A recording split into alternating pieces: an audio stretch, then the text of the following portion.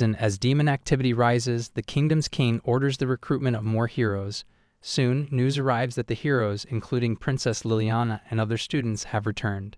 The meeting is filled with worry and joy, with Liliana elated to see everyone, especially Shizuoka. During a heartwarming dinner, Liliana shares the tale of dedicated students searching for the heroes. Hayama is envious of Nagumo's success, while Liliana expresses disappointment at not meeting him and notices his change. Meanwhile, Nagumo and the group traverse a hot desert in a jeep. They encounter dangerous sandworms and Kaori uses her unique Sanctorum magic to save a poisoned man. The cause of the poison remains unknown.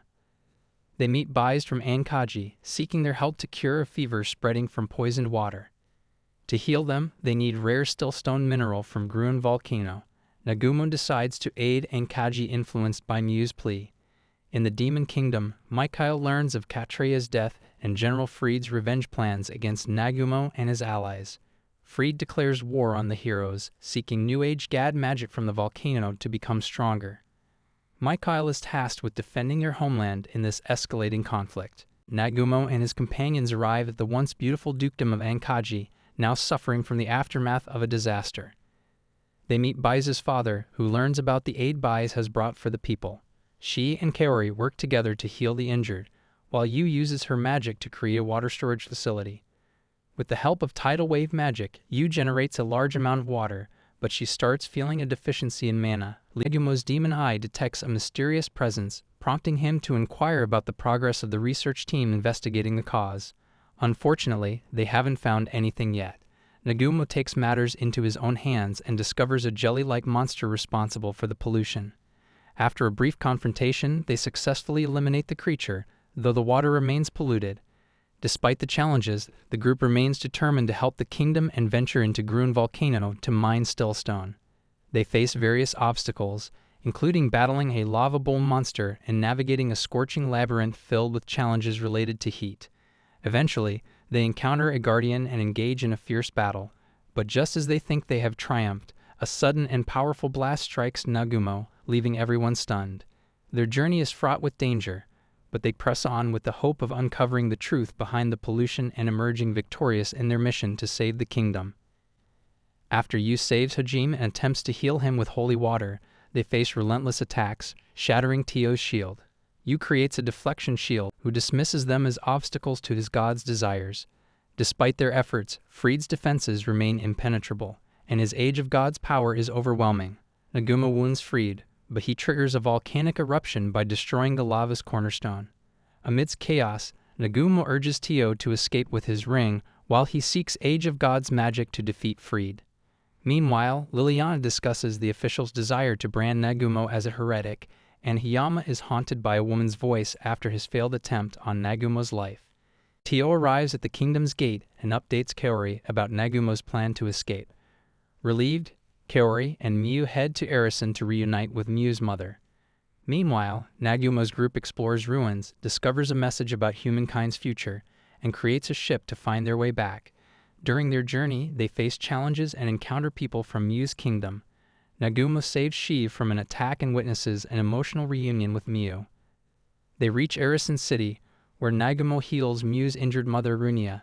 Miu asks Nagumo to be her forever father, leading to heartwarming moments.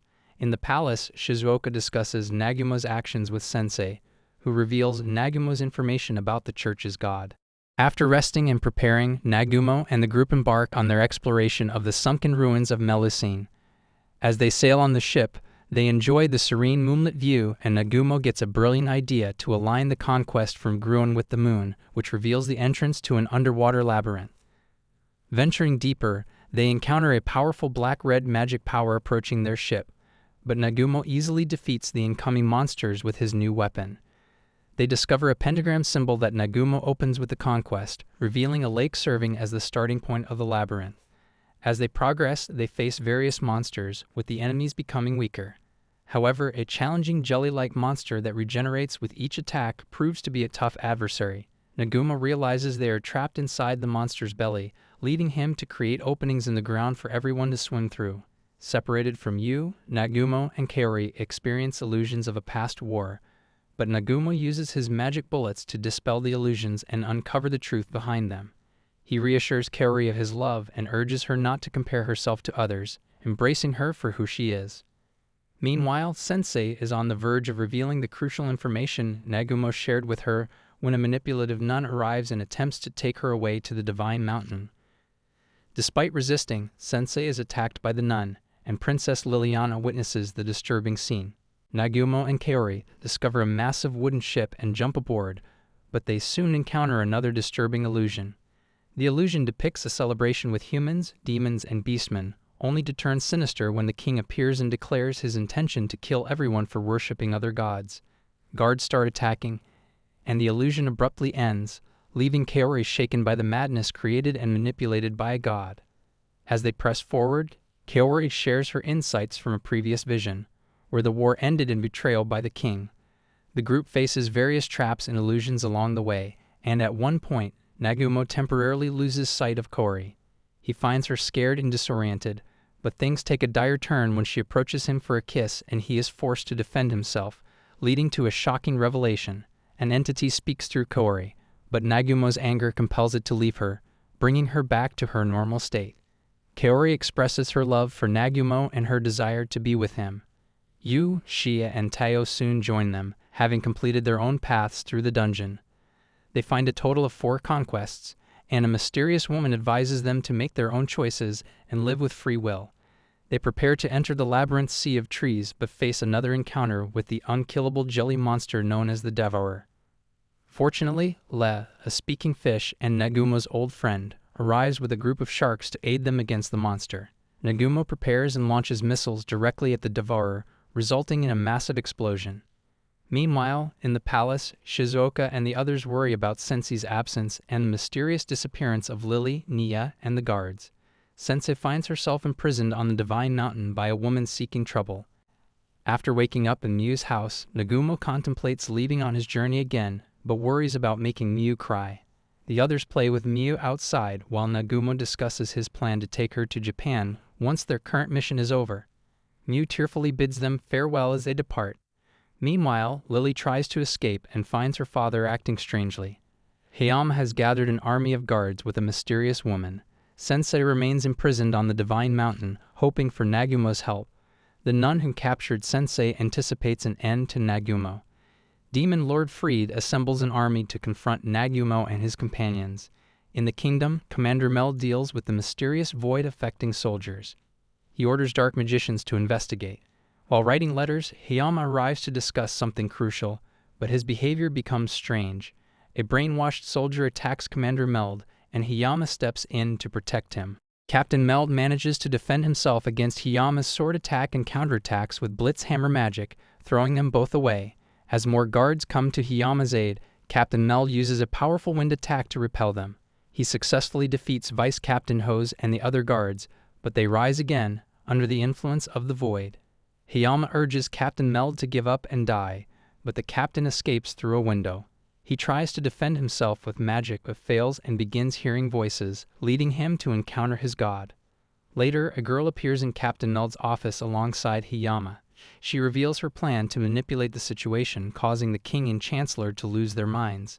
The captain is also affected, and she encourages them to accelerate the process, discarding his letters. She waits for the future she desires to unfold. Meanwhile, Nagumo and the group encounter a group of bandits attacking magicians. Nagumo swiftly eliminates the bandits with his machine gun. Lily appears, overjoyed to see Nagumo alive, but he doesn't remember her. Kaori consoles Lily, explaining Nagumo's eccentric nature. Lily reveals that Sensei has been kidnapped and taken to the Divine Mountain due to her attempts to expose the truth. Nagumo decides to prioritize saving Sensei and assures Lily that it is for her sake, not the kingdom's. Prepared to face the challenge, Nagumo smiles sinisterly, ready to enter the Divine Mountain labyrinth. In the prison, Sensei awaits rescue and recalls the term irregular, thinking of Nagumo. To her surprise, Nagumo appears and breaks down the prison wall with magic, saving her. They discuss the kingdom's situation, and Nagumo shows deep concern for Sensei. He breaks the magic barrier on her hand, and they decide to regroup with Amanogawa and the others. However, Noint, a god's apostle, appears with the intention of eliminating Nagumo, leading to a tense confrontation. In the kingdom's capital, chaos ensues as the palace mirrors shatter, indicating the breaking of the Great Barrier. Tio contacts Kaori and the others using Yu's charm, informing them that a massive army of demons and monsters, including the White Dragon, is approaching the capital due to the barrier's breach. Yu and Shia decide to seek revenge on the demon riding the White Dragon and head towards Tio's location, separating from the group. The monsters continue to break through the city's walls as they draw nearer. Nagumo contacts Tio, asking her to come to him and take care of Sensei, as he is about to engage in a fight. Tio swiftly arrives, while Yu and Shi face the formidable demon Freed. Though they are initially attacked by Freed, they manage to survive and continue their battle. Freed splits his forces into two groups to pursue Shi and Yu separately. Meanwhile, Shia faces off against Mikhail, who seeks revenge for Katlia, Shi's red-haired girlfriend whom she previously killed in the Great Orcus Labyrinth. She skillfully defends herself against Mikhail's attacks, using her hammer to eliminate some of the dragons. Mikhail switches to using magic and stone needles to attack from a distance, but Shi cleverly reflects his attacks back at him, ultimately defeating him. Yu engages in a fierce fight against Freed, defending against his powerful attacks. She tries to counter with lightning magic, but faces difficulties due to the influence of the turtle monsters. However, Yu unleashes her 5 heavenly dragons' magic, killing many of the monsters. Freed launches a devastating attack, but Yu skillfully uses Revival Reversal, redirecting the attack back at Freed and restoring her own injuries. In a last-ditch effort, Freed attempts a direct attack with the White Dragon, but Yu once again uses Revival Reversal, redirecting the attack back at Freed, injuring him. On the other side, Nagumo defends himself while carrying Sensei. He faces off against Noint, the god's apostle, who is after him. Nagumo anticipates her attacks and questions her motives. As their battle intensifies, Tio arrives to protect Nagumo and takes Sensei on her back to safety. The real fight between Nagumo and Noint begins. Tio and Sensei prepare for the upcoming battle. They discuss their strategy and Sensei's decision to contribute despite her lack of combat experience. Nagumo continues his intense fight with Noint, using his wits to overcome her powerful magic and defeat her. After the battle, Sensei and Tio surprise their enemies with a devastating attack on the church, leaving Sensei emotional but comforted by Nagumo. They find a mysterious book and a ring signaling their successful conquest of the Divine Labyrinth. Meanwhile, chaos ensues in the royal capital as a massive demon army approaches due to the broken Great Barrier. Shizuoka and her companions face betrayal from Nia, Eruren, and Hiyama, whose intentions are now shrouded in mystery. As the fate of the kingdom hangs in the balance, Nagumo and his companions face their greatest challenge yet, with the ultimate fate of the capital and its people at stake. The next morning, Princess Liliana takes on her responsibilities by sending letters to other nations, while Yu and the others focus on healing and reviving Kaori at the destroyed church. Nagumo arrives and asks for Sensei, who feels guilty for her students' deaths and blames herself. Nagumo comforts her, urging her not to bear the burden alone and assuring her that it's natural to feel the weight of her actions. He promises to lead a normal life when they return to Japan, causing Sensei to break down in tears on Nagumo's back. Amanagawa and Shizuoka continue their sword practice, but Shizuoka eventually takes a rest. Lily arrives and discusses her responsibilities in helping those affected by the war, including her father. Shizuoka anxiously waits for Kaori and the others, and when Nagumo's group descends from the sky, she joyfully approaches them, but her concern for Kaori remains. Nagumo explains Kaori's situation, and Shizuoka expresses her gratitude for saving her friend's life. Nagumo reveals their plan to head to the Great Labyrinth in the forest, but Amanagawa disagrees, leading to an argument. However, Nagumo's companions insist on joining him to become stronger, and he agrees, devising a strategy to use them as bait in the labyrinth. Over dinner, Nagumo explains their plans, and the girls playfully try to feed him. Yet Nagumo's serious side warns Tio when she makes her usual perverted requests.